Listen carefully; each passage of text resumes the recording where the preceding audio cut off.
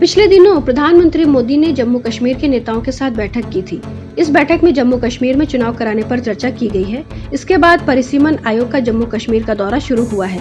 परिसीमन आयोग के साथ कश्मीरी राजनीतिक दलों की अलग अलग बैठक हुई।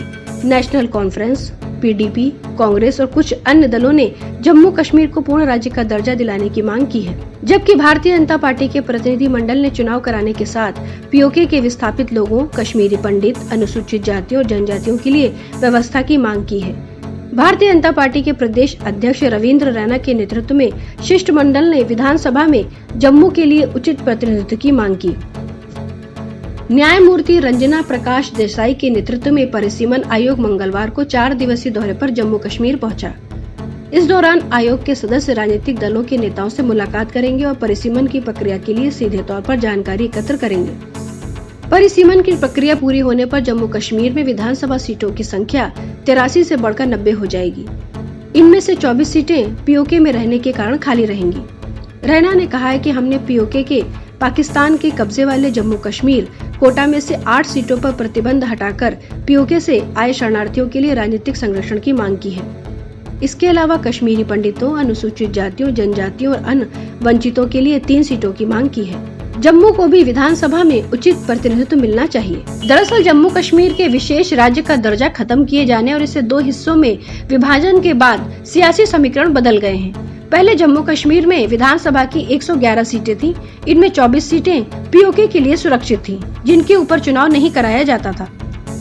इसके अलावा 4 सीटें लद्दाख की थीं, जो अब केंद्र शासित प्रदेश बन गया है। ऐसे में जम्मू कश्मीर विधानसभा में 83 सीटें हैं। विधानसभा क्षेत्रों में परिसीमन के बाद इनकी संख्या बढ़कर 90 हो जाएगी। जैसा कि परिसीमन आयोग ने अपने प्रेस कॉन्फ्रेंस में बताया है, इसमें जम्मू के प्रतिनिधियों को बढ़ाए जाने के साथ साथ पीओके के सीटों पर भी चुनाव कराने की मांग उठी है। इसके अलावा जम्मू कश्मीर से विशेष राज्य का दर्जा खत्म कराने और राजनीतिक आरक्षण की मांग भी उठ रही है। इसके अलावा कश्मीर में SC/ST के साथ साथ कश्मीरी पंडितों को भी आरक्षण देने की बात चल रही है। अब भारतीय जनता पार्टी के प्रतिनिधि मंडल ने भी पीओके की सीट पर चुनाव कराने की मांग की है। प्रतिनिधि मंडल द्वारा यह भी मांग रखी गई है कि जो लोग पीओके से भागकर आए हैं, उन्हीं लोगों के बीच से उन्हीं के क्षेत्रों में चुनाव कराए जाएं। उनका यह भी कहना है कि अगर 24 सीटों पर चुनाव संभव ना हो तो फिलहाल जितनी भी सीटों पर चुनाव संभव हो उसे कराया जाए। अगर पीओके की सीटों पर चुनाव हो जाता है तो वहां पर कश्मीरी पंडितों का प्रतिनिधित्व बढ़ जाएगा।